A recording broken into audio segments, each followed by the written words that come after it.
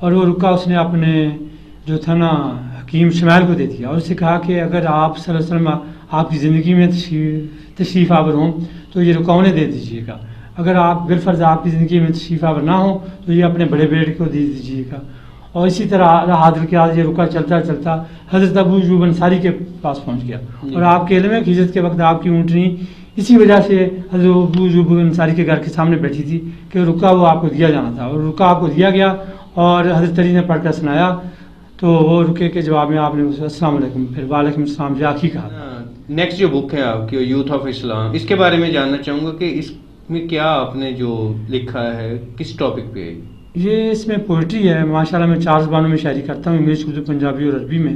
تو یہ جو میری بک ہے نا اس میں نظمیں ہیں انگلش. تو ایک اس میں آپ صلی اللہ علیہ وسلم کا پر بھی نظم ہے، اس کا نام ہے the warring horse of the holy prophet.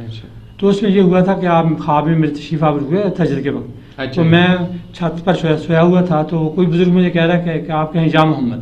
تو پہلے تو میں نہ کہہ سکا، پھر میں نے کہنا شروع کر دیا، پھر میں نے بار بار کہنا شروع کیا، اتنی زور سے کہا کہ وہ میرے گھر والے بھی جاگ گئے. تو اس پر وہ میں نے نظم لکھی ہے، تو وہ اگر نظم کہیں تو میں آپ کو 2 منٹ میں سنا دیتا ہوں. بالکل. تو وہ اس نظم کے یہ الفاظ ہیں، اس کا نام ہے the warring horse of the last holy prophet. The warring horse of the last holy prophet. It happened thus one night. I am telling you truth, one night. I slept imploring Allah one night. I was thinking about Muslim Ummah one night, thinking of their plight and miserable condition, imploring Allah to change their miserable condition. Somebody is making me say something in a dream. That was Sayyidi Ya Muhammad sallallahu alaihi wasallam in dream. First I could not say so. Then I started saying so.